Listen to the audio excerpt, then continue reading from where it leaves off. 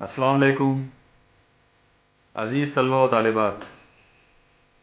आज के इस सेकंड लेक्चर में हम लोग प्रोग्रेसिव वेव का जो टॉपिक है उसको और आगे बढ़ाते हैं। तो जैसा आपको स्क्रीन पर जो वेव नज़र आ रही है वो एक अर्जी लहर है, और जैसा कि आप लोग देख रहे हो इस अर्जी लहर के दो हिस्से हैं। पहला जो हिस्सा आपको नज़र आ रहा है यहाँ पर, ये पॉजिटिव वाला पार्ट, तो ये फराज है यानी क्रेस्ट, और उसके बाद ये नशेब है यानी ट्रफ। और ये जो वेव है तो इस वेव के अंदर फराज और नशेब एक के बाद एक अल्टरनेट जो है वो एक के बाद एक रिपीट होते जाते हैं। अब यहाँ हमको कुछ टर्म्स जो हैं वो पढ़ना है, जो मैंने पिछले लेक्चर में आपको पूछा भी था कि आप इनकी स्टडी करके रखो। तो आइए अब वो तमाम टर्म्स और जितने भी इम्पोर्टेंट टर्म्स जो प्रोग्रेसिव वेव या तरक्की पसीर लहर से रिलेटेड जो हो सकती हैं उनकी हम आज स्टडी शुरू करते हैं।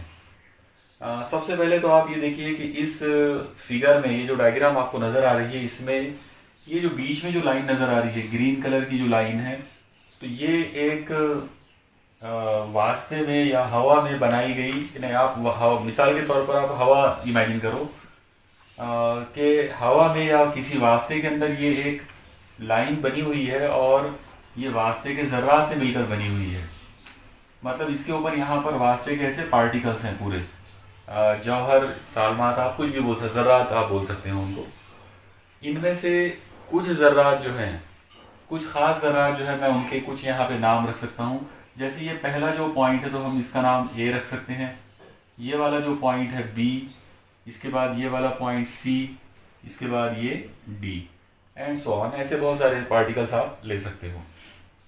इनके अलावा भी यहाँ पे बीच में इनफाइनाइट ज़रात है, अलग अलग टाइप के ज़रात जो है वो उनका, यानी यहाँ के जो ज़रात है ए और बी के बीच में इनका वाइब्रेशन ऊपर की जानिब है, बी और सी के दरमियान जो है उनका वाइब्रेशन नीचे है, सी और डी के दरमियान जो लोग हैं वो उनका वाइब्रेशन ऊपर की जानिब है। सबसे पहले हम यहाँ पर एक मतलब ये डेरिवेशन हम लोग करने की कोशिश करेंगे कि आखिर इस वेव को हम किसी इक्वेशन के ज़रिए, किसी मसावत के ज़रिए कैसे ज़ाहिर कर सकते हैं।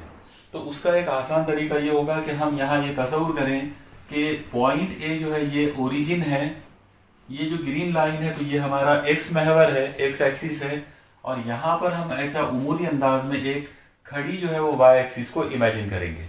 मतलब ये हमारी एक्स एक्सिस बन गई, और इसी टाइप से अगर हम यहाँ पर इस जगह पर इमेजिन करेंगे एक ऐसी खड़ी उमूदी एक लाइन अगर है तो ये हमारी वाई एक्सिस होगी। ओके, इसका मतलब ये हुआ कि इस लहर के दौरान, यानी इस लहरी हरकत के दौरान जितने भी ज़र्रात है वो सब ऐसे उमूदन, मतलब वाई एक्सिस से, वाई महवर से मुतवाज़ी हालत में वो लोग वाइब्रेट करेंगे। ओके, तो अब शुरू करते हैं। आप देखो इसमें सबसे पहले अगर मान लो मैं यहाँ कोई एक ज़र्रा लेता हूँ और ये ज़र्रा अगर मुझे इसका वाइब्रेशन बताना है तो इसका वाइब्रेशन ये इस तरह से ऊपर तक जाएगा। यहाँ अगर मैं कोई ज़र्रा लेता हूँ उसका वाइब्रेशन यहाँ तक आएगा। तो सबसे पहली जो टर्म हमको आज देखना है वो है कि हैता क्या होता है। हैता यानी एम्पलीट्यूड। ओके, सबसे पहले आप लोग इस टर्म पे गौर करो। यहाँ पर हम ये बात कर रहे हैं कि ये जो ज़र्रा है यहाँ पर है, आम हालत में जब उसको तवानाई मिली तो वो यहाँ से निकल कर यहाँ तक चला गया, ये उसका इंतहाई मकाम है। फिर वो यहाँ से पलट कर वापस आएगा, फिर ऊपर जाएगा, और इस तरह से वो ऐसे चेम करता रहेगा ऊपर नीचे, क्योंकि वो औसत मकाम से निकल कर ये इंतहाई मकाम तक पहुँचा है। इसको हम लोग कहेंगे लहर का हैता। ये तारीफ बिल्कुल वैसी है जैसे हमने एसएचएम में हैता पढ़े थे। यहाँ पर हम लोग इस तरह से बोलेंगे कि लहरी हरकत के दौरान औसत मकाम और इंतहाई मकाम के दरमियान जो फासला होता है उसे लहर का हैता कहते हैं, और उसको हम लोग ए से जाहिर करेंगे। अब जाहिर है अगर ये हैता यहाँ पर ए है तो वो हैता यहाँ भी ए होगा, वो हैता यहाँ भी ए होगा, इधर हम लेंगे तो इधर भी उसकी कीमत ए होगी। मतलब शुरू से लेकर एंड तक, उधर जहाँ तक भी ये वेव है वहाँ तक ये हैता कांस्टेंट है, इसीलिए हम इसको बोलेंगे प्रोग्रेसिव वेव यानी तरक्की पजीर लहर। तो तरक्की पजीर लहर का मतलब होता है ऐसी लहर जिसका हैता मुस्तकिल हो। और हैता क्या चीज़ है वो मुझे यकीन है कि अब आपको समझ में आ गया होगा। हैता की तारीफ है औसत मकाम और इंतहाई मकाम के दरमियान का फासला। किसका औसत मकाम? तो वास्ते के ज़र्रात का। और कौन सी हरकत के दौरान? लहरी हरकत के दौरान। तो इस तरीके से हम यहाँ पर बात करें, तारीफ इस तरह से हो जाएगी कि लहरी हरकत के दौरान औसत मकाम और इंतहाई मकाम के दरमियान का जो फासला होता है उसे हैता कहते हैं, यानी उसको एम्पलीट्यूड या हैता कहेंगे और उसकी अलामत ए है। ओके, अब हम लोग अगली टर्म के बारे में यहाँ पर बात करते हैं। पहले अगली जो टर्म जो बहुत ज़्यादा अहम और बहुत ज़्यादा मतलब आपको एग्ज़ाम के लिहाज से जो इम्पोर्टेंट टर्म है वो है हैयत। अब सवाल ये आता है कि हैयत या फिर इंग्लिश में इसे कहेंगे फेज। तो ये हैयत या फेज क्या होता है? ओके, आप लोग याद रखो, हैयत या फेज का मतलब होता है हरकत की हालत। अगर आप सिर्फ ये 3 अल्फाज पे गौर करेंगे तो ये कंप्लीट उसकी डेफिनेशन है। फेज या हैयत का मतलब होता है कि जब कोई लहर आगे बढ़ती रहेगी, आगे बढ़ती जाएगी, तब उसके जो ज़र्रात हैं उन ज़र्रात की हरकत की जो हालत है उसे हम हैयत कहते हैं, यानी स्टेट ऑफ मोशन। जाहिर है यहाँ पर ज़र्रात जो है वो वाइब्रेशन में है, वो इर्तियाश में है, इसलिए आप इसको स्टेट ऑफ वाइब्रेशन भी कह सकते हो, यानी इर्तियाश की हालत। तो ज़र्रात की इर्तियाश की जो हालत होगी उसे हम हैयत कहेंगे। अब ये हैयत के लिए फॉर्मूला क्या होगा, या इसको हम लोग कौन से मतलब अलामतों वगैरह में हम उसको कैसे जाहिर करेंगे? तो उसके लिए हम लोग सबसे पहले SHM में हटाव का फॉर्मूला जो है वो इस्तेमाल करते हैं। आपको पता है हम लोगों ने ऑसिलेशन में ये फॉर्मूला देखा था, x is equal to a sine omega t plus phi.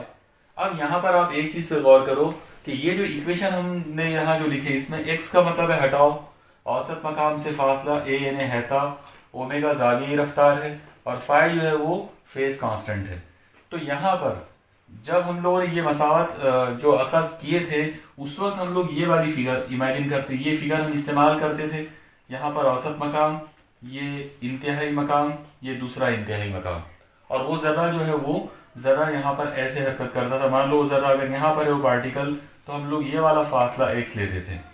अब आप थोड़ा सा यहाँ पे गौर करो कि ये जो फासला है, ये फासला हमने उफ़क़ी अंदाज में यहाँ पर लिया ऐसे, या फिर वो ज़रा इधर जाता है तो हम इधर भी लेंगे। इसका मतलब ये है कि यहाँ पर हम इमेजिन ये करते थे कि ये आड़ी लाइन जो है तो ये हमारा x महवर है और ये जो खड़ी लाइन है ये हमारा y महवर है। इसका मतलब यहाँ पर यानी पिछले चैप्टर में ऑसिलेशन के अंदर ज़र्रा जो था वो अलोंग द एक्स एक्सिस, मतलब x महवर के साथ में वो वाइब्रेशन करता था और इसीलिए उसकी मसावत में यहाँ पर x आया था। लेकिन आज हम लोग देख रहे हैं कि आज हमारा जो ज़र्रा है वो तमाम, ये एक ज़र्रा नहीं बल्कि तमाम ज़र्रा जो है वो ऐसे ऊपर नीचे वाइब्रेट हो रहे हैं, और ऊपर नीचे वाइब्रेट हो रहे हैं मतलब वाई महवर में वाइब्रेट हो रहे हैं। और अगर वो वाई महवर के अंदर यानी वाई एक्सिस के साथ में या वाई एक्सिस के मुतवाजी अगर वो वाइब्रेशन में है तो यहाँ पर हम x नहीं लेंगे बल्कि हम x की जगह पर यहाँ पर लेंगे y, क्योंकि जो हमारा जो इर्तियाश होगा वो अब y महवर के अलॉन्ग होगा, यानी y महवर से मुतवाजी होगा। तो अब हमारी इक्वेशन जो बनेगी वो इक्वेशन होगी y is equal to a sine omega t plus five. Okay, अब थोड़ा सा हम लोग इस इक्वेशन पर से और आगे बढ़ाते हैं। यहाँ पर ये वाली जो टर्म है इसको हम लोगों ने हैयत कहा था और उसको थीटा से जाहिर किए थे। तो theta is equal to omega t plus five, मतलब ये वाली जो क्वांटिटी है ये एक जावियाई क्वांटिटी है, मतलब जावियाई मिकदार है, जिसको एंगुलर क्वांटिटी बोलेंगे हम लोग इंग्लिश में, और इसको हम लोग बोलते हैं कि ये SHM की हैयत है। अब ये जो जावियाई जो मिकदार है ओमेगा टी प्लस अल्फा, इसको हम लोगों ने हैयत कहा था। ओके, और ये वहाँ पर स्टेट ऑफ वाइब्रेशन या स्टेट ऑफ मोशन को जाहिर करती थी। तो यही चीज़ यहाँ पर भी हम इस्तेमाल करेंगे। आप लोग गौर करो, यहाँ पर ये ज़र्रे को अगर हम देखेंगे, ये ज़र्रे का वाइब्रेशन ऐसे है, ये वाले ज़र्रे का वाइब्रेशन इधर है, ये ज़रा ऊपर वाइब्रेट हुआ, ये यहाँ का ज़रा ऊपर, यहाँ का ज़रा इस जगह पर, यहाँ का ज़रा ऐसे। आप गौर करेंगे ये तमाम ज़र्रात ऊपर वाइब्रेट हो रहे हैं। इसका मतलब ये हुआ कि इन सब की जो हैयत है वो तकरीबन एक जैसी है, तकरीबन इसलिए क्योंकि वो सब लोग एक ही स्टाइल में वाइब्रेशन में है। हालांकि ये सबके सब एक साथ एक जैसी हैयत में नहीं है। यहाँ पर हर जर्रे की हैयत बाजू वाले जर्रे की हैयत से मुख्तलिफ होगी। ओके, यानी हम ये बोलेंगे कि ये जो ए है इसकी हैयत इससे अलग है, इससे इसकी हैयत अलग रहेगी, इससे इसकी हैयत अलग रहेगी। कहने का मतलब हर जर्रे की हैयत अलग रहेगी, लेकिन ए से लेकर बी के दरमियान तमाम जर्रात की जो हैयत है वो पॉजिटिव है, वो ऊपर की सिमत में है। ओके, तो ये हमारा पहला आइडिया यहाँ पर हो गया कि किस तरीके से हम लोग हैयत का एक कंसेप्ट जो है वो समझ सकते हैं। अब हम लोग यहाँ पर और एक चीज़ पे गौर करेंगे कि ये जो फाय है यानी हैयत का मुस्तकिल, इसकी वैल्यूज़ हम आम तौर पर क्या लेते हैं। तो सबसे पहली चीज़ ये है कि अगर स्टार्ट में मतलब जब हरकत शुरू होती है उस वक्त अगर ज़र्रा औसत मकाम पर हो तो जो फाय जो है उसकी कीमत हम लोग 0 लेते हैं। ओके, और अगर मान लो स्टार्ट में ज़र्रा जो है वो इंतहाई मकाम पर हो तो हम लोग फाई की जो कीमत है वो π/2 लेते हैं 90 डिग्री। ओके, 0 के अलावा हम लोग 2π भी ले सकते हैं और π/2 के अलावा हम 3π/2 भी ले सकते हैं, लेकिन इन जनरल पहले ऑसिलेशन के दौरान हम ये दो वैल्यूज कंसीडर करेंगे। अब आप लोग गौर कीजिए कि जब हमने तवानाई नहीं दिए थे, जिस वक्त हमने तवानाई नहीं दिए थे उस वक्त ये तमाम ज़र्रात जो है वो इस लाइन पर बैठे हुए थे, उनमें कोई वाइब्रेशन नहीं था, किसी तरह का कोई डिस्टर्बेंस, कोई खलल नहीं था। इसका मतलब ये हुआ कि तमाम ज़र्रात इब्तिदा में औसत मकाम पर थे। ये जो ग्रीन लाइन है ये औसत मकाम को ज़ाहिर कर रही है तमाम ज़र्रात के लिए। इसका मतलब इस पर्टिकुलर केस के अंदर फाय बराबर 0 लेना पड़ेगा। तो अगर हमने फाय बराबर 0 लिया तो ये इक्वेशन और भी ज़्यादा सिंपल हो जाती। फाय की जगह पे 0 लेंगे मतलब ये यहाँ से ये जो टर्म है प्लस फाय ये गायब हो जाएगा, तो थीटा इज इक्वल टू क्या आ जाएगा, ओमेगा इंटू टी। ओके, तो ये हमारी हैयत का फॉर्मूला हो गया। अब हम लोग यहाँ पर एक बहुत ही इंपॉर्टेंट टर्म की तरफ चलते हैं, लेकिन उसको समझने से पहले मैं यहाँ पर आपको कुछ डिटेल समझाने की कोशिश कर रहा हूँ। सबसे पहले आप ऐसा इमेजिन करो कि ये जो पॉइंट ए है इसकी हैयत φ1 है, और इसके बाद मैं यहाँ पर ये वाला ज़रा लेता हूँ और इसकी हैयत φ2 ले लेते हैं। ओके, तो हम लोग पहले ये चेक करेंगे कि इन दो के दरमियान हैयत का फ़र्क क्या होगा। ओके, आइए हम देखते हैं पहले कैलकुलेट करके कि इन दो नुक्तों के दरमियान हैयत एक जैसी होगी या एक जैसी नहीं होगी। तो वो तो मैंने अभी आपको बताया कि हर ज़र्रे की हैयत अलग होती है, बराबर है। जैसा कि हमको नज़र आ रहा है कि हर ज़र्रा अलग हालत में जो है वो इर्तियाश कर रहा है, मतलब उसकी हालत अलग है, उसकी हैयत अलग है। तो फिर ए और बी जो है वो भी एक जैसी हैयत में नहीं होंगे, बल्कि उनके दरमियान हैयत का डिफरेंस होगा। तो आइए हम पहले गौर करते हैं कि वो दोनों के दरमियान हैयत का फ़र्क क्या होगा। सबसे पहली चीज़ हम लोग ये देखते हैं कि φ1 जो है इस जगह पर टाइम की वैल्यू 0 लेना पड़ेगा। ओके, लेकिन जब ये लहर यहाँ से आगे बढ़ेगी, जैसे जैसे ये लहर आगे बढ़ती जाएगी ये टाइम बढ़ता जाएगा। तो यहाँ पर आप एक चीज़ पे ध्यान रखो कि जब ये ज़र्रा पॉइंट ए से लेकर पॉइंट सी तक जाएगा तब हम ये मानेंगे कि यहाँ पर एक लहर पूरी हो गई है, और जाहिर है एक लहर को लगने वाला जो टाइम है वो टाइम पीरियड होगा। मतलब ये कि जब वो यहाँ तक पहुँचेगा तो यहाँ स्मॉल टी की वैल्यू जो है वो कैपिटल टी हो जाएगी। ओके, ये समझ में आया सब लोगों को। आप याद रखो हर चीज़ का वक्त दौरान होता है, तो लहरी हरकत का भी वक्त दौरान होगा। इसका मतलब लहरी हरकत का वक्त दौरान क्या होगा, जिसमें एक लहर पूरी हो जाए। यहाँ पर ये आधी लहर है और ये बची हुई आधी लहर, तो ये कंप्लीट एक वेव यहाँ पर हुई ए से लेके सी के दरमियान।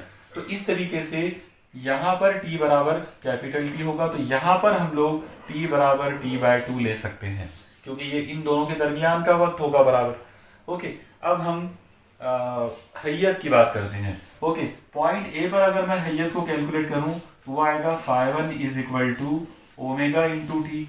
जाहिर है वो आ जाएगा 2π अपॉन कैपिटल टी इंटू 0, क्योंकि स्मॉल टी की वैल्यू यहाँ पे 0 है। और जब आप 0 से मल्टीप्लाई करोगे तो आपका जो आंसर आएगा वो होगा 0। इसका मतलब ये हुआ कि इस जगह पर φ1 बराबर 0 आ गया। तो एक चीज़ कंफर्म हो गई कि हमारा जो पहला पॉइंट है ए, जो कि मंबा भी है, जो कि सोर्स है, उसी ने इस लहर को पैदा किया हुआ है। ये जो प्रोग्रेसिव वेव है उसको पैदा इसी यानी इसी मकाम पर वो पैदा हुई है, तो ये उसका सोर्स है। तो जहां पे सोर्स है वहां पर हैयत का जो फर्क, हैयत की जो कीमत है वो 0 है। ओके, अब आप लोग यहाँ पर हैयत कैलकुलेट करो। इस जगह पर हैयत की कीमत आ जाएगी ओमेगा, इस जगह पर हैयत की जो कीमत होगी वो होगी phi two is equal to omega t. Okay, अब आप इसमें ओमेगा की वैल्यू रख देते हैं, ये आ जाएगा 2 pi upon capital T into small T की वैल्यू आएगी टी बाई टू। जाहिर है ये 2 से 2 कैंसल, टी से टी कैंसल, तो यहाँ पर क्या आया पाई। इसका मतलब ये हुआ कि इस मकाम पर यानी पॉइंट बी पर हैयत की जो कीमत है वो आ गई पाई। तो एक चीज कंफर्म हो जाती है कि यहां से लेकर यहां तक अगर यहाँ हैयत 0 है, इस जगह पर अगर हैयत 0 है तो इस जगह पर हैयत की कीमत पाई होगी। ओके, जाहिर है इन दो नुकात के दरमियान हैयत का जो फर्क है वो हो जाएगा पाई, क्योंकि पाई माइनस 0 यानी पाई। ओके, तो क्या चीज समझ में आई? एक सिंपल सी बात समझ में आई जो एग्जाम में आपको एमसीक्यू वगैरह में पूछ सकते हैं, वो ये है कि प्रोग्रेसिव वेव के दौरान यानी तरक्की पजीर लहर के दौरान एक जो आधा जो फराज जो होता है, फराज जो होता है आधी लहर का हिस्सा जो है फराज, तो फराज के जो दो इंतहाई नुकात है उनके दरमियान हैयत का फर्क पाई है। ओके, तो ये पहली चीज हमने यहाँ देख ली है। अब हम यहाँ पर कैलकुलेट करते हैं। मान लो कि इस जगह पर जो हैयत है वो फाई 3 है। ओके, पॉइंट सी की हैयत। तो अगर मैं पॉइंट सी की जो हैयत है उसको अगर फाई 3 नोट करता हूँ तो उसकी कीमत अगर हम कैलकुलेट करेंगे तो वो आ जाएगा ओमेगा इंटू टी। जाहिर है वो आ जाएगा 2 pi upon capital T into small T की वैल्यू यहाँ पर कैपिटल टी है तो टी से टी कट जाएगा और इस तरह से ये आ जाएगा 2 पाई। इसका मतलब क्या हुआ कि पॉइंट बी पर हैयत पाई मिली थी लेकिन पॉइंट सी पर हैयत की कीमत मिली 2 पाई। ओके, तो अब आप गौर करो कि अगर मैं ये हैयत की अलग अलग जो कीमतें हैं मैं इनको यहाँ डाउन में नीचे लिख देता हूँ, तो आप लोग गौर करो क्या हो रहा है इसके अंदर। इस जगह पर हैयत 0, इस जगह पर हैयत पाई, इस जगह पर हैयत यानी ये वाले पॉइंट के लिए हैयत की कीमत 2 पाई। अगर हम इस रवानी को बरकरार रखें तो हम बता सकते हैं कि यहाँ हैयत की कीमत 3 पाई होगी, क्योंकि हर दो अल्टरनेट जो ये जो दो नुकात है मतलब ए और बी जो कि फराज के इंतहाई नुकात है इनके दरमियान हैयत का फर्क पाए है। ये जो बी और सी है जो कि इस नशेब के दो इंतहाई नुकात है इनके दरमियान हैयत का फर्क पाए है। सी और डी के दरमियान हैयत का फर्क जो है वो पाए है। तो 0 में पाए ऐड करे तो ये पाए, पाए में पाए ऐड करे तो 2 पाए, 2 पाए में पाए ऐड करे तो 3 पाए, मतलब यहाँ पे ये 3 पाए और हम कंटिन्यू करें तो पाए जो है वो हर मर्तबा ऐड होते जाएगा। तो एक फराज हो या एक नशेब हो उसके दो इंतहाई नुकात के दरमियान हैयत का फर्क पाए होता है। ये चीज हमने साबित कर दी है। ओके, अब हम और एक चीज पे गौर करेंगे। आप लोग गौर करो कि ए से बी के दरमियान तमाम ज़र्रात की हैयत पॉजिटिव है, मतलब वो ऊपर जा रहे हैं, उनका जो इर्तियाश है वो पॉजिटिव है। जब हम बी और सी के दरमियान गौर करेंगे यहाँ हमको नजर आएगा कि तमाम ज़र्रात का वाइब्रेशन ऐसे डाउनवर्ड हो रहा है नीचे की सिमत में निगेटिव डायरेक्शन के अंदर, मतलब सारे के सारे ज़रात ऐसे नीचे जा रहे हैं। लेकिन जब हम लोग पॉइंट सी से आगे सोचेंगे तो फिर वो पॉजिटिव हो गए, फिर एक जैसे हो गए। इसका मतलब ये हुआ कि पॉइंट ए और पॉइंट सी एक जैसे नुक्ते हैं। ओके, कैसे एक जैसे नुक्ते हैं?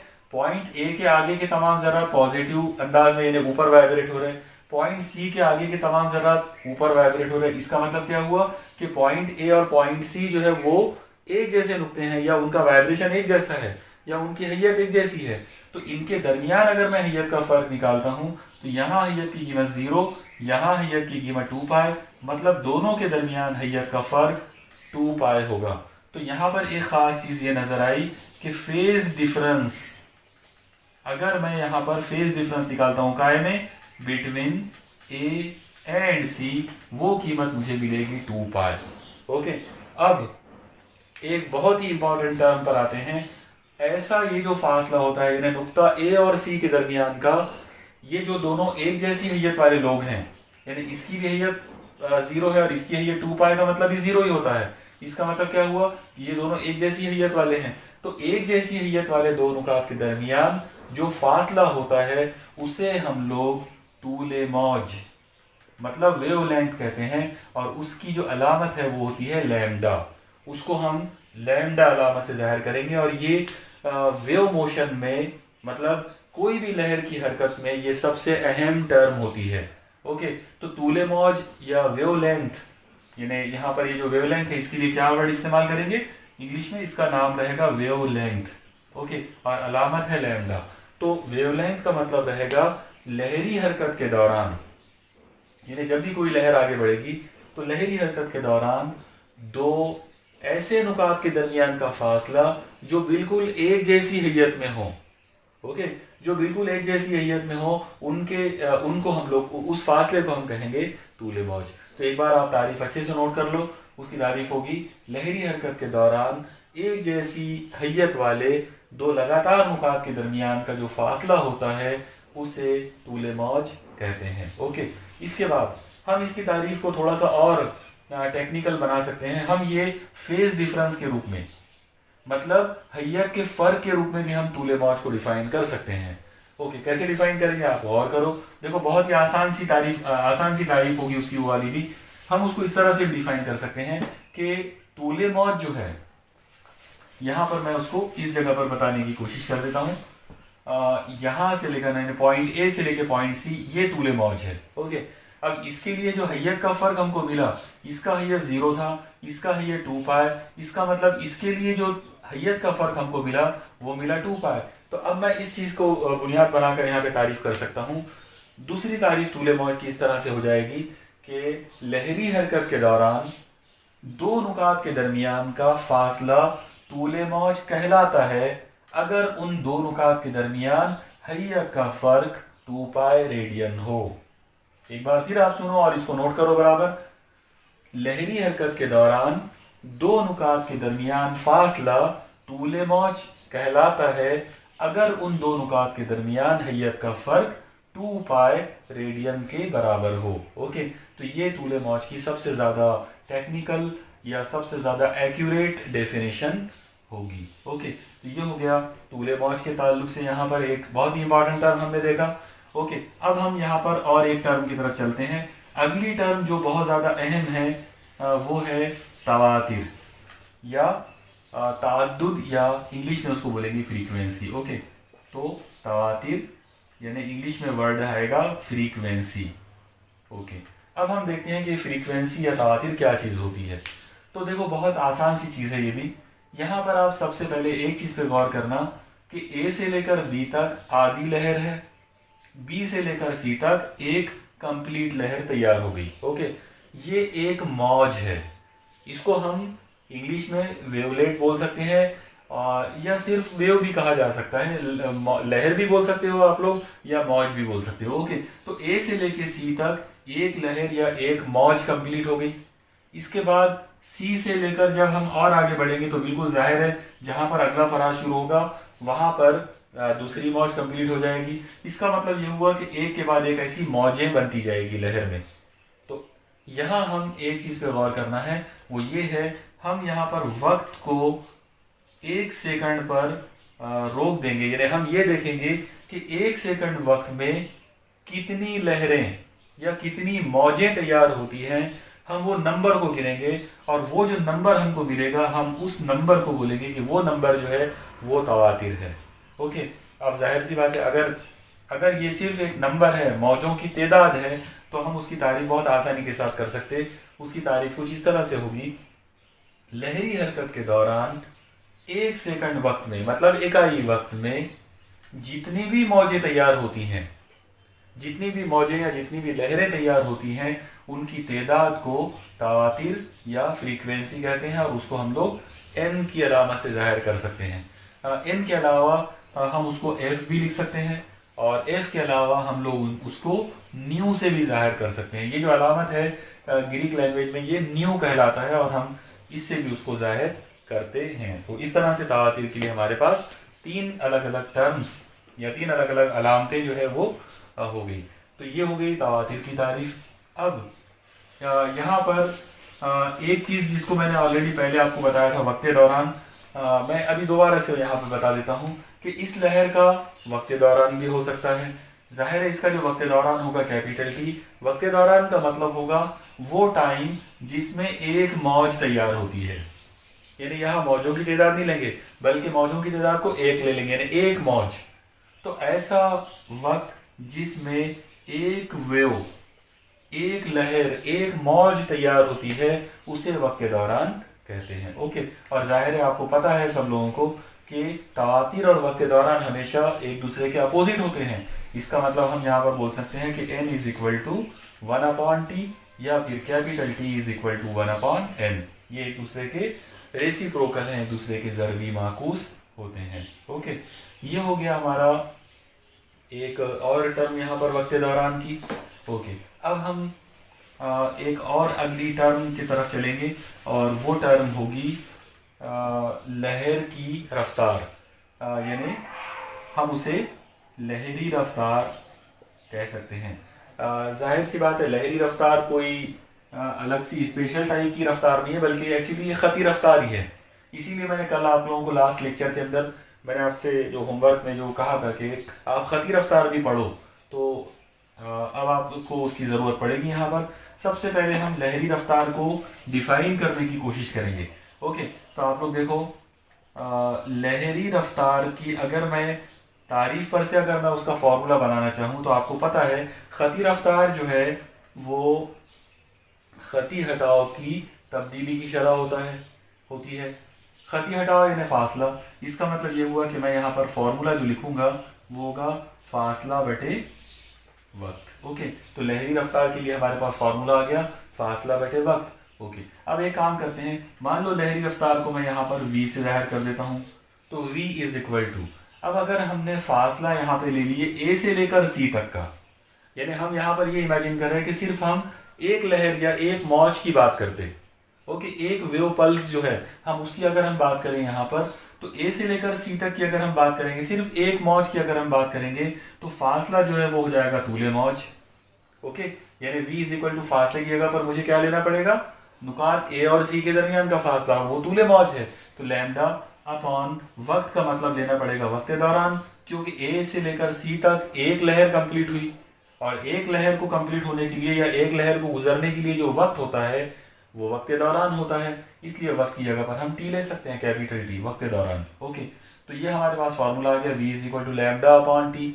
अब ये वाले फॉर्मूले को मैं तरतीब बदल कर ऐसा भी लिख सकता हूँ, 1/t इंटू लैम्डा। मैंने क्या किया, इस लैम्डा को थोड़ा सा आगे सरका दिया। ओके, अब आप गौर करो कि अभी थोड़ी देर पहले हमने इसकी बात किए थे, 1/t का मतलब होता है n, तवातीर। वक्त दौरान का जो उल्टा है वो तवातीर होता है। इसका मतलब आप 1/t की जगह पर n ले सकते हो। अगर आपने यहाँ पर n ले लिया तो ये आ जाएगा v is equal to n into lambda. Okay, तो आप लोग देखो, ये एक बहुत ही ज़्यादा इम्पॉर्टेंट रिलेशन हमको यहाँ पर मिल गया, v is equal to n into lambda. मतलब लहर की जो रफ्तार है, लहरी रफ्तार जो होती है वो हमेशा तवातीर और तूले मौज का हासिल ज़रब होती है। तो लहरी रफ्तार की अगर आपको फॉर्मूले के तौर पे अगर बात करना हो, पहले मैं तारीफ के तौर पे हम बात कर लेते हैं। बहुत आसान सी तारीफ होगी, फॉर्मूले को लेकर आप उसकी तारीफ बयान कर सकते हैं। तारीफ क्या होगी कि लहरी रफ्तार हमेशा लहरी हरकत के दौरान फासले और वक्त का तनासुब होता है। ओके, लहरी हरकत के दौरान लहर के तयशुदा फासले और दरकार वक्त के तनासुब को लहरी रफ्तार कहते हैं। या फिर आप इसको ऐसा भी कर सकते हो कि वक्त को अगर 1 ले लिया जाए तो इकाई वक्त में जो फासला कवर होगा उसे भी लहरी रफ्तार कहा जाता है। ओके, आप जैसा चाहो वैसी इसकी तारीफ लिख सकते हैं। एक बार शायद अगर ज़्यादा तेज़ अगर हो गया हो तो मैं थोड़ा सा शॉर्ट में, यानी थोड़ा स्लो में आपको ये तारीफ एक बार और बता देता हूँ। आप एक बार देखिए, लहरी रफ्तार की पहली तारीफ ये होगी, लहरी हरकत के दौरान तयशुदा फासले और दरकार वक्त का तनासुब मुस्तकिल होता है, जिसे लहरी रफ्तार कहते हैं। ओके, ये पहली तारीफ। दूसरी तारीफ ऐसी होगी, लहरी हरकत के दौरान इकाई वक्त में तयशुदा फासले को लहरी रफ्तार कहते हैं। अब ये फॉर्मूले को बेस बनाकर हमने ये देखा कि जब हम एक लहर की बात करेंगे तो फासला तूले मौज होगा, और एक लहर के लिए दरकार वक्त दौरान होगा।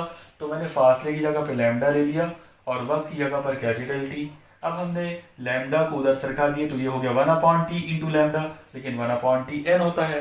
तो इस तरह से हमारे पास फॉर्मूला आ गया v is equal to n into lambda. मतलब लहरी रफ्तार जो है वो हमेशा तवातिर और तूले मौज इन दो लोगों के हासिल ज़रब के बराबर होती है।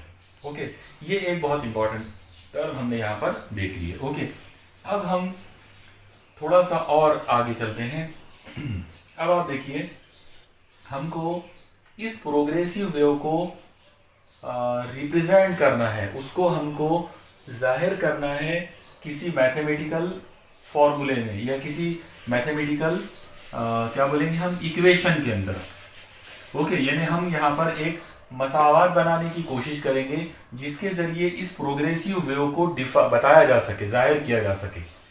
तो तरक्की पजीर लहर को अगर हमको दिखाना हो तो हम यहाँ पर एक सिंपल सा काम ये करेंगे कि मान लो मैं इन्हीं ये अलग अलग जो इतने सारे जो ज़रात हमको नज़र आ रहे हैं, ए बी सी डी, और इनके दरमियान और इनफाइनाइट ज़रात, इनमें से मैं किसी भी एक जगह पर एक पार्टिकल पी ले लेता हूँ। ओके, चलो एक काम करते हैं, मैं मान लो यहाँ पर इस जगह पर एक पॉइंट पी ले लेता हूँ। तो इसका ये वाला जो वाइब्रेशन होगा, जाहिर है ये इस पर्टिकुलर टाइम में यहाँ तक वाइब्रेट होगा, ऐसे ऊपर जाएगा वाई महवर से मुतवाजी। ओके, तो ये वाला जो फासला है, जाहिर है ये कि वाई है, और अब मुझे उसको यहाँ से इसका एक फासला लेना पड़ेगा, इतना फासला। ओके, तो ये फासला मैं यहाँ तस्वुर कर लेता हूँ x। इसको x मैंने इसलिए लिया क्योंकि ये x महवर के ऊपर ये फासला है, और इसको y इसलिए लिए क्योंकि ये y महवर। ओके, तो अब आप देखिए, मैंने एक जनरल पॉइंट P लिया हूँ। पॉइंट P का वाइब्रेशन जो है वो ऊपर की सिमत में, मतलब y महवर से मुतवाजी y है, और उसका ओरिजिन के साथ जो फासला है, मतलब स्टार्ट से, वो फासला x है। ओके, तो अगर मैं पॉइंट P के लिए मसावत बनाना चाहूँ तो उसके लिए मुझे पहले तमाम ज़रात के लिए एक जनरल मसावत बनाना पड़ेगा।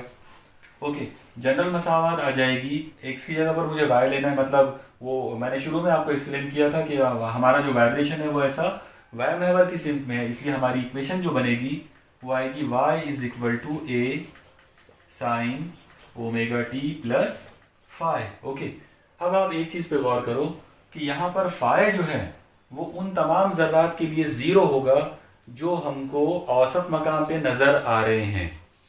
अब जाहिर है यहाँ पर हमको औसत मकाम पे नज़र आने वाले जो ज़रात हैं वो हैं ए बी सी डी, ये सब लोग अभी फ़िलहाल हमको औसत मकाम पे नज़र आ रहे हैं। इसका मतलब ये हुआ कि इन लोगों के लिए फ़ाई की कीमत ज़ीरो हो जाएगी। तो अगर मैं फ़ाई की कीमत इनके लिए ज़ीरो लेता हूँ तो ये आ जाएगा y is equal to a sine omega t plus zero, मतलब ओमेगा टी। ओके, ये हो गई पहली चीज़। अब मुझे यहाँ पर और एक चीज़ पे गौर करना है कि मुझे जनरल इक्वेशन चाहिए, मतलब आम ज़ाब्ता। ये तो स्पेशल नुक्ते हो गए, ए बी सी डी जो है ये तो ख़ास नुक्ते हो गए, मुझे आम नुक्ता लेना है, और वो आम नुक्ता मैंने पी लिया हूँ। तो पॉइंट पी के लिए अगर मुझे हैयत का पॉइंट पी के लिए अगर मुझे इक्वेशन अगर लेना है तो मुझे उसका पहले हैयत का फ़र्क लेना पड़ेगा। आप लोग देखो, ये पॉइंट सी और पॉइंट पी जो है ये दोनों एक जैसी हैयत में नहीं हो सकते। एक जैसी हैयत में तो ए और सी हैं, सी और पी के दरमियान कुछ तो भी हैयत का फ़र्क होगा। तो मैं ये फ़र्क यहाँ पर फ़र्ज़ कर लेता हूँ कि वो फ़र्क डेल्टा है, यानी हैयत का फ़र्क या फेज डिफरेंस जो है between the point C and P is delta. तो हम एक काम करेंगे, y is equal to a into sine omega t, और क्योंकि ये डिफरेंस है, फेज का डिफरेंस है, इसलिए मुझे यहाँ पे डिफरेंस लेना पड़ेगा, तो डिफरेंस ये माइनस डेल्टा। ओके, अब सवाल ये पैदा होता है कि मैं ये डेल्टा की कीमत क्या लूँगा। तो बहुत आसानी के साथ हम ये डेल्टा को ले सकते हैं। आप लोग देखिए, मैंने आपको बताया था अभी कि पॉइंट सी और पी के दरमियान हैयत का फ़र्क डेल्टा है, लेकिन पॉइंट सी और पॉइंट ए एक जैसी हैयत में है। इसका मतलब ये हुआ कि पॉइंट ए और पॉइंट पी के दरमियान हैयत का जो फ़र्क है वो भी डेल्टा है। ओके, ये पूरा सिमेट्रिकल मामला होता है इक्वेशन के अंदर, इसीलिए हम ये बोलते हैं कि ये जो डेल्टा है ये हैयत का फ़र्क है पॉइंट ए और पॉइंट पी के दरमियान। ओके, अब अगर अपने को इसकी कीमत अगर निकालना हो तो देखो, हम इसकी कीमत निकालने के लिए एक जनरल आइडिया इस्तेमाल करेंगे। देखो, मैंने अभी कुछ देर पहले आपको बताया था कि लैम्डा तूले मौज जो है वो एक ऐसा फासला होता है जिसके लिए हैयत का फ़र्क 2 पाई रेडियन होता है। ओके, यानी लैम्डा फासले के लिए हैयत का फ़र्क 2 पाई रेडियन है। अब एक काम करते हैं, इस इक्वेशन को आप लैम्डा से डिवाइड कर लो थोड़ी सी आसानी के लिए। तो हम इसको ऐसा समझते हैं, लैम्डा अपॉन लैम्डा के लिए हैयत का फर्क हो जाएगा 2 पाई अपॉन लैम्डा। ओके, लेकिन लैम्डा अपॉन लैम्डा 1 हो जाएगा। इसका मतलब क्या हुआ कि ये लैम्डा अपॉन लैम्डा कैंसिल हो गया और यहाँ पर आ गया 1 का मतलब है इकाई। तो एक इंपॉर्टेंट चीज हमको मिल गई कि इकाई फासले के लिए हैयत का फर्क 2 पाई अपॉन लैम्डा होता है। ठीक है, अब एक काम करते हैं, हमको जो फासला लेना है, एक्चुअली हमारा जो टारगेट है वो क्या है, ए और पी के दरमियान हमको लेना है, और ए और पी के दरमियान फासला जो है वो एक्स है। तो एक फासले के लिए मतलब इकाई फासले के लिए हैयत का फर्क 2 पाई अपॉन लैम्डा है, तो मुझे एक्स के लिए लेना है, इसलिए मैं दोनों साइड को एक्स से मल्टीप्लाई करूंगा। तो एक्स से अगर मैंने मल्टीप्लाई किया तो ये बन जाएगा 2 pi upon lambda into x. Okay, तो अब आप लोग गौर करो कि एक्स फासले के लिए हैयत का फर्क 2 pi upon lambda into x है, लेकिन एक्स फासले के ऊपर नुक्ता पी है, और नुक्ता पी के लिए हैयत का फर्क हमने डेल्टा फर्ज करे थे। इसका मतलब ये हुआ कि ये जो डेल्टा हमने फर्ज करे, ये खुद इसकी जो कीमत है वो 2 pi upon lambda into x के बराबर है। ओके, आप लोग एक बार फिर से गौर करो, देखो आपको जो स्क्रीन पे जो चीज़ नज़र आ रही है वो ये है। मैंने एक बार फिर से मैं रिपीट कर देता हूँ, आप लोग देखो, लैम्डा जो है वो फासला है जिसके लिए हैयत का फर्क 2 पाई था, 2 पाई होता है। बाद में अगर दोनों साइड को लैम्डा से डिवाइड करें तो लैम्डा अपॉन लैम्डा यानी 1, तो इकाई फासले के लिए हैयत का फर्क आएगा 2 पाई अपॉन लैम्डा। लेकिन हमको एक्स फासले के लिए होना, तो हमने दोनों साइड को एक्स से मल्टीप्लाई किए, तो एक्स इंटू 1 यानी एक्स, और 2 pi upon lambda into x यानी 2 pi upon lambda into x. तो एक्स के लिए हैयत का फर्क यानी एक्स फासले के लिए हैयत का फर्क आ गया 2 pi upon lambda into x.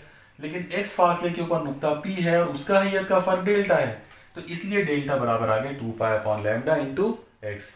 अब हम ये कीमत उठाकर यहाँ रख सकते हैं। अगर मैं वो कीमत यहाँ ला के रख दूँ तो एक इक्वेशन मुझे जो मिल जाएगी वो ये मिलेगी, y is equal to a into sine omega t minus, इसकी जगह पर मैं ले सकता हूँ 2 pi upon lambda into x. Okay, अब थोड़ा सा हम और इसको जनरलाइज करने की कोशिश करते हैं। मुझे यकीन है आपको यहाँ तक ध्यान में आ गया होगा, और अगर डिफ़िकल्टी हो तो मैं एक बार शॉर्ट में आपको फिर से रिवाइज कर देता हूँ। आप देखो, हमने तमाम ज़रात के लिए इर्त्याश का हटाव का यानी इर्त्याश के हटाव का या SHM के हटाव का फॉर्मूला लिए, y equal to a sine omega t plus phi. फिर A, B, C और D इन स्पेशल नुक्तों के लिए हमने फाई की कीमत 0 ले लिए। फिर हमने पॉइंट P लिए, ऑर्डिनरी पॉइंट जो कि x फासले पर है ओरिजिन से, और जिसका खुद का जो हटाव है वो y है, और उसके लिए हमने हैयत का फर्क फर्ज करे डेल्टा। तो इस तरह से पॉइंट P के वास्ते अगर मैं यहाँ पर पॉइंट P के लिए इक्वेशन लिखना चाहूँ तो वो ये इक्वेशन आएगी, y is equal to a sine omega t minus delta. अब सवाल है कि डेल्टा जो है यानी हैयत का जो फर्क है, जो फेज डिफरेंस है वो क्या होगा।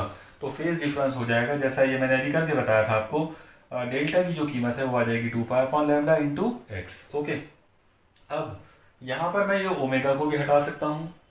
आपको पता है कि ओमेगा की जो कीमत है वो होती है 2 पाई अपॉन कैपिटल टी।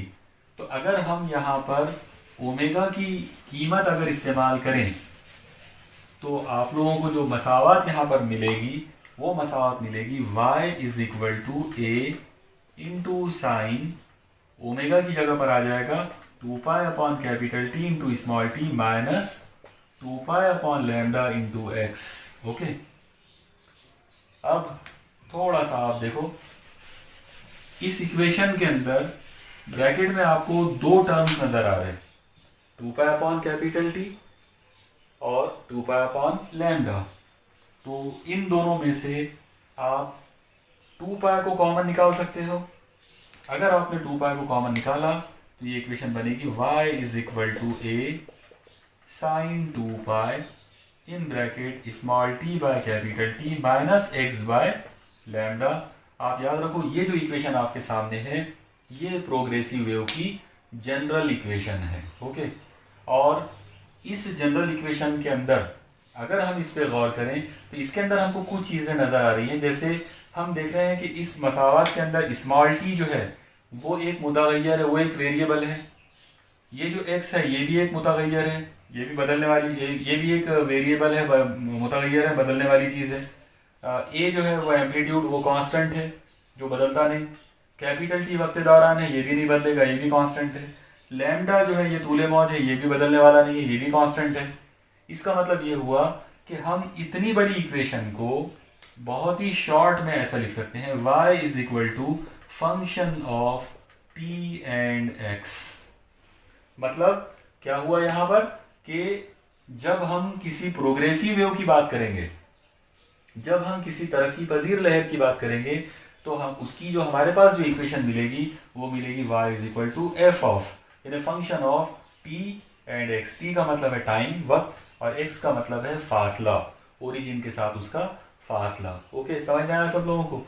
इतनी चीज़ें होने के बाद अब हम यहाँ पर इस प्रोग्रेसिव वेव की कुछ खुसूसियात जो हैं, हम उन खुसूसियात के ताल्लुक से बात करते हैं। मुझे यकीन है कि आपको इतनी चीज़ें जो है, जो अभी तक हमने किया है, तो ये तमाम चीज़ें डेफिनेटली आपको समझ में आ गई होंगी।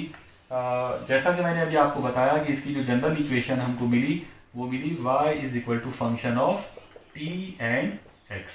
ओके, एक और चीज़ हम इसमें गौर कर सकते हैं, और वो ये है कि हमको यहाँ पर ओमेगा की जो कीमत हमने यूज़ किया वो थी 2 पाई अपॉन कैपिटल T, और यहाँ पर हमने हैयत का जो फ़र्क लिया था वो था 2 पाई x अपॉन लैम्डा के बराबर। ओके, आइए अब मैं आपको इस इक्वेशन को, मतलब अभी जो इक्वेशन हमको मिली थी उस इक्वेशन को मैं थोड़ा सा और मॉडिफाई करके एक और जनरलाइज तरीके से उसको लिखने की कोशिश करता हूँ, ताकि फिर हम अपना जो अभी का जो नया सिलेबस जो है उस सिलेबस के मुताबिक फिर हम उसको आगे मतलब बढ़ा सकें। ओके, तो देखिए अभी हमारे पास इक्वेशन मिली थी y is equal to a sine in bracket 2 pi upon capital T into small t minus 2 pi upon lambda into x।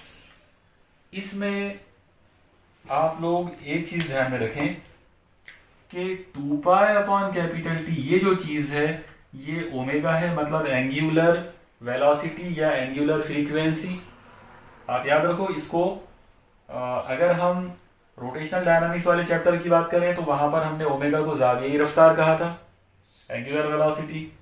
यहाँ पर भी ये एंगुलर वेलोसिटी है, लेकिन यहाँ इसके लिए ज़्यादा प्रॉपर इसका जो नाम होगा वो होगा ज़ावियाई तवातिर, एंगुलर फ्रीक्वेंसी। इसी तरीके से आप याद रखो ये जो 2 पाई अपॉन लैम्डा जो है इसको हम लोग k से जाहिर करते हैं, और यहाँ पर k का मतलब जो है वो प्रोपोगेशन कांस्टेंट है, मतलब अशाती मुस्तकिल। ओके, या तरसीली मुस्तकिल।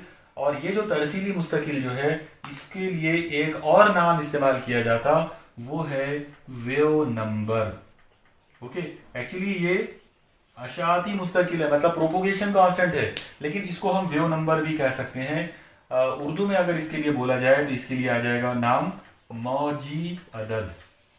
तो आप लोग यहाँ पे याद रखें कि मौजी अदद या वेव नंबर को हम 2 पाई अपॉन लैम्डा कहेंगे, और उसको हम लोग k से जाहिर करेंगे। ठीक है, तो ओमेगा और k के रूप में अगर मुझे इस पूरी इक्वेशन को अगर बयान करना हो तो ये बहुत आसान हो जाएगा। हम इसको बहुत आसानी के साथ में ओमेगा और k के रूप में जो है वो बयान कर सकते हैं।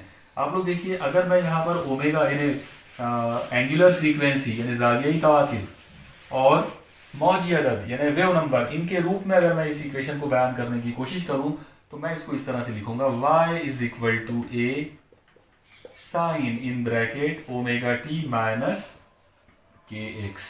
ओके, यहाँ पर k का मतलब है, मैं उसको आपकी याद दहानी के लिए यहाँ लिख देता हूँ, k हम लोगों ने लिया है 2 पाई अपॉन लैम्डा की जगह पर। ठीक है, ओके, अब हम कुछ चीज़ों पर गौर करेंगे। ओके, सबसे पहले आप लोग एक जनरल चीज़ पहले समझ लो।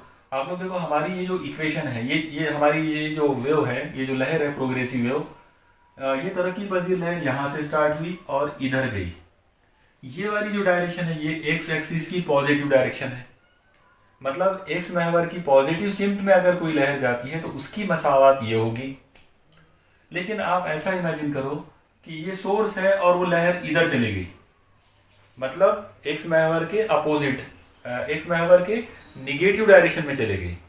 अगर वो एक्स महवर के निगेटिव डायरेक्शन में जाएगी तो मुझे ये एक्स को निगेटिव लेना पड़ेगा, और अगर मैंने यहाँ पर एक्स की जगह पर माइनस एक्स लिया तो वो माइनस बाहर आकर ये माइनस के साथ माइनस माइनस वो प्लस हो जाएगा, और इस तरीके से इक्वेशन बन जाएगी y is equal to a sine omega t plus k x.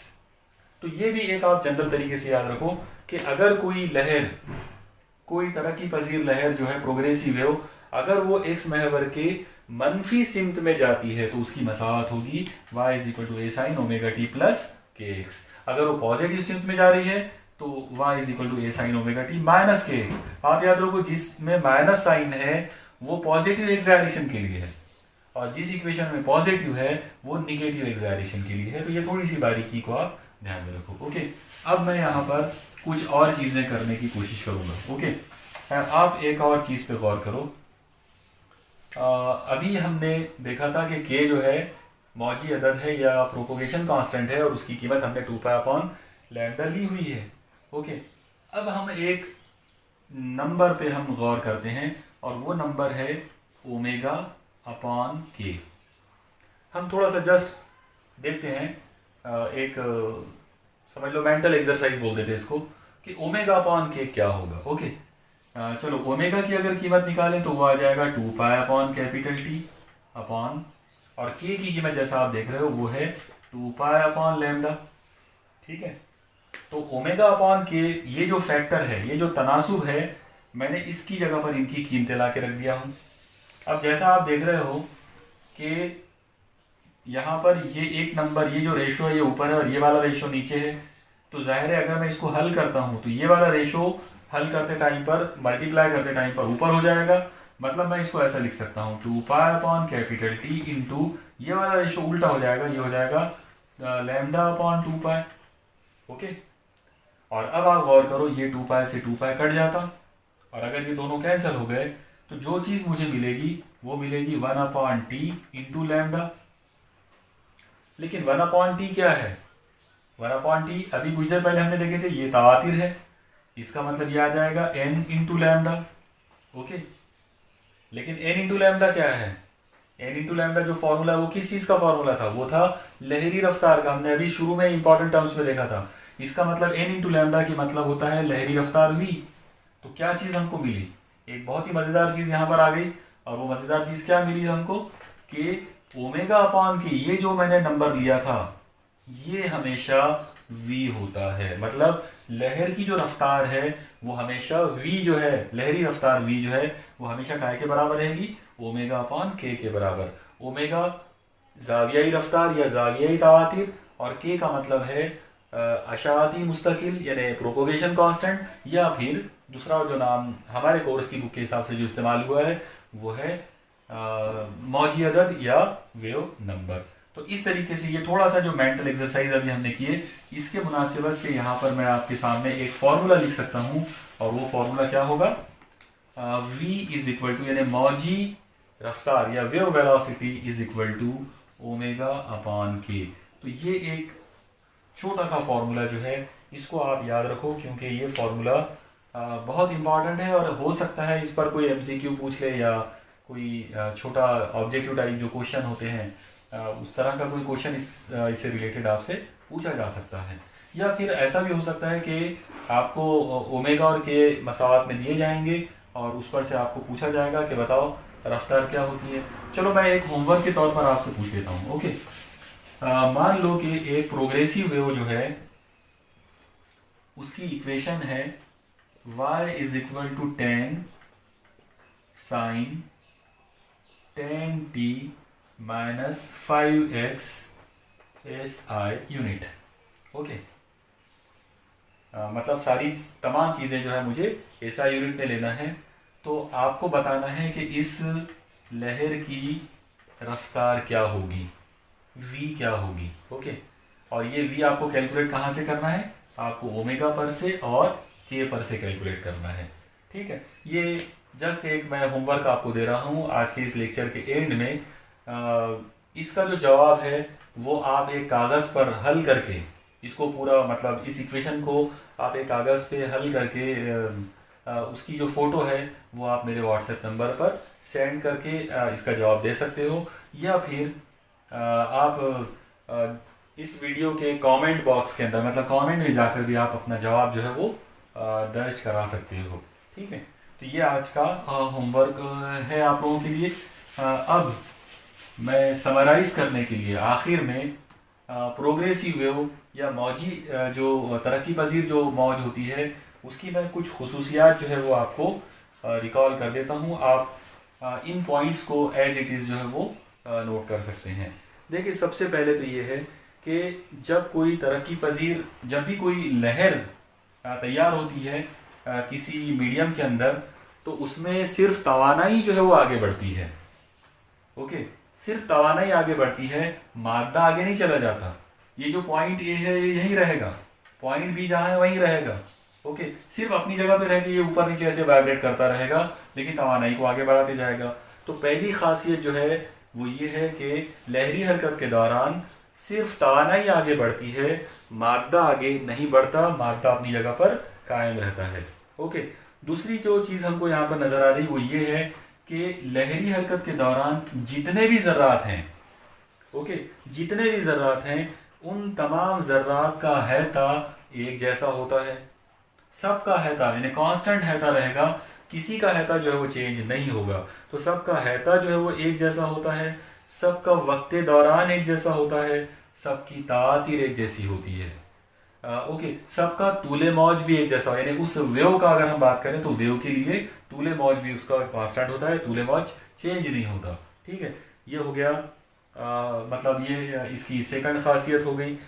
इसी तरीके से जब हम फेज की बात करेंगे, हैयत की बात करेंगे, तो हर जर्रे की हैयत बदली हुई होती है, क्योंकि हमने शुरू में बात किए थे कि हर अगला जर्रा जो है वो पीछे वाले जर्रे से पीछे होता है हरकत के मामले में। इसका मतलब ये हुआ कि हर अल्टरनेट जर्रात की यानी हर आजू बाजू वाले जर्रात की हैयत मुख्तलिफ होती है। तो स्टेट ऑफ वाइब्रेशन जो है वो पॉइंट टू पॉइंट चेंज होती जाएगी। ओके, इसके बाद एक मज़ेदार बात ये भी है कि लहरी हरकत के दौरान कोई भी जर्रा रुका हुआ नहीं रहता, तमाम ज़र्रात वाइब्रेट करते हैं, तमाम ज़र्रात इर्दियाशी हरकत करते हैं। कोई भी ज़र्रा जो है वो रुकी हुई हालत में या ज़ीरो इर्दियाश वाली हालत में नहीं होता। इवन इस फिगर के अंदर जो नुक्ता ए बी सी और डी जो आपको नज़र आ रहे हैं, आप बोल सकते हैं कि इन लोगों का जो अभी ये लोग औसत मकाम में हमको नज़र आ रहे हैं, इसका मतलब हो सकता आप में से किसी के जहन में ये आ सकता है कि भाई इनका इर्दियाश तो ज़ीरो है। तो बिल्कुल नहीं है, इनका इर्दियाश ज़ीरो नहीं है, बल्कि थोड़ी देर के बाद क्या होगा, जब ये लहर आगे बढ़ेगी तो ये ज़र्रात भी अपने वाइब्रेशन में चेंज हो जाएंगे। ओके, इसका मतलब किसी भी जर्रे का वाइब्रेशन जो है वो ज़ीरो नहीं होता है। इसी तरह से एक और चीज़ है कि ये तमाम ज़र्रात ऊपर नीचे ऐसे वाइब्रेट हो रहे हैं। तो ज़र्रात की रफ्तार की अगर हम बात करें, यहाँ पर आप याद रखो हमने लहरी रफ्तार की बात तो की डिटेल में, बल्कि उसके अलग अलग फार्मूले भी बनाए। जैसे हमने एक फार्मूला बनाया v = n × लैम्डा, ये बहुत इंपॉर्टेंट फार्मूला है। एक और फार्मूला हमने इत्तेफाक से बना लिए v = ω/k, मतलब ओमेगा जो है वो एंगुलर फ्रीक्वेंसी है और k जो है वो प्रोपगेशन कांस्टेंट है। तो इन दोनों का जो तनासुब है वो भी हमको v के बराबर मिला। तो ये तो लहरी रफ्तार हो गई। यहाँ पर एक रफ्तार और होती है और वो रफ्तार है ज़र्रात की रफ्तार। ज़र्रात जो है वो ऊपर नीचे वाइब्रेट हो रहे हैं, मतलब उनकी भी कोई रफ्तार होगी। तो ज़र्रात की जो रफ्तार है वो SHM वाली रफ्तार होगी, और जाहिर है SHM वाली जो रफ्तार होती है, जाहिर है उसका जो फॉर्मूला होगा, अगर मैं यहाँ पे ज़र्रात की जो रफ्तार है उसको एक अलग अलामत अगर मैं दे देता हूँ, मान लो मैं उसका नाम VP रख देता हूँ, पार्टिकल वेलोसिटी, तो मुझे उसका फॉर्मूला लेना पड़ेगा +- ओमेगा (A²-y²). यहाँ पर याद रखो x की जगह पर y आ जाएगा, क्योंकि हमारे जो पार्टिकल है वो ऊपर नीचे y महवर के अंदर जो है वो वाइब्रेट हो रहे हैं। तो ये फॉर्मूले के जरिए हम ज़र्रात की रफ्तार भी निकाल सकते हैं। और इससे एक और चीज़ समझ में आती कि ज़र्रात की जो रफ्तार है वो दो किस्म की होती है, पॉजिटिव और निगेटिव। ओके, इसी तरह से ज़र्रात की रफ्तार के बारे में और एक चीज़ पे हम गौर कर सकते हैं कि अगर मान लो कोई ज़रा यहाँ है, औसत मकाम पर है, तो यहाँ पर उसकी जो रफ्तार है वो मैक्सिमम होगी, और जब वो यहाँ होगा, इस जगह पर होगा, तो यहाँ पर उसकी रफ्तार मिनिमम होगी यानी ज़ीरो होगी। फिर जब वो पलट कर नीचे आएगा तो नीचे भी यहाँ पर उतने फासले के ऊपर जब वो इस जगह पर पहुँचेगा तो यहाँ पर उसकी रफ्तार फिर से ज़ीरो हो जाएगी। लेकिन जब वो औसत मकाम को क्रॉस करेगा उस वक्त उसकी रफ्तार आज़म होती है। तो इस तरीके से आपको ये भी एक लहरी हरकत की ये भी एक ख़ासियत आपको ध्यान में रखना है कि लहरी हरकत के दौरान वास्ते के तमाम ज़र्रात SHM करते हैं और SHM के दौरान उनकी जो रफ्तार है वो औसत मकाम पर आज़म होती है और इंतहाई मकाम पर सिफर होती है। और इसी तरीके से अगर हम बात करें ज़र्रात की इर्तियाश की मतलब सिमत की, तो आप लोग देखो कि अगर कोई ज़र्रा अगर वास्ते के ज़रात ऐसे ऊपर नीचे वाइब्रेट होते हैं और लहर ऐसे जाती है तो हम उसको अर्जी लहर कहेंगे।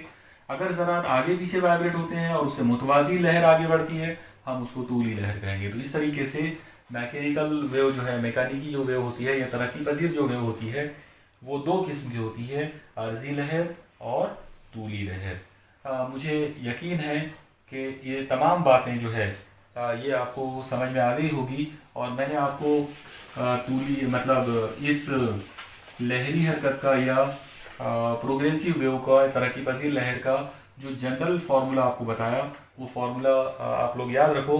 उसको आप शॉर्ट में ऐसे लिख सकते हैं, y is a function of t and x, मतलब वो वक्त और फासला यानी x, टाइम एंड स्पेस, इसको टाइम एंड स्पेस कहा जाता। तो इसका मतलब ये हुआ कि प्रोग्रेसिव वेव जो है वो टाइम एंड स्पेस में पीरियाडिक होती है। मतलब ये कि वो वक्त और फासले इन दो लोगों के अंदर उसका तफाउल होता है। ओके, और अगर इसको पूरी एग्जैक्ट इक्वेशन में अगर देखा जाए तो इसकी एग्जैक्ट इक्वेशन आएगी y is equal to a sine omega t minus k x. यहाँ पर ओमेगा का मतलब ज़ावियाई तातीर है और k का मतलब प्रोपोगेशन कांस्टेंट या मौजी अदद यानी वेव नंबर है। मुझे यकीन है कि ये तमाम बातें आपको ध्यान में आई होगी, समझ में आई होगी। इन सब को आप नोट कीजिए और अपने पास वो नोट्स बना के रखिए। इंशाल्लाह बहुत जल्द मैं आपको डिटेल्ड नोट्स जो हैं इस चैप्टर के वो अपने ग्रुप में जो है वो मैं आपको फराहम कर दूंगा। ओके, स्टडी करते रहिए और जो आज मैंने आपको होमवर्क दिया था उस होमवर्क को आप लोग आज ही करने की कोशिश कीजिए और मुझे या तो व्हाट्सएप नंबर पर उसकी इमेज सेंड कीजिए आपका नाम लिखकर उसको हल करके, या फिर आप कमेंट बॉक्स में जाकर वहाँ पर भी अपना आंसर जो है वो दे सकते हैं। ओके, बहुत बहुत शुक्रिया। अस्सलाम वालेकुम।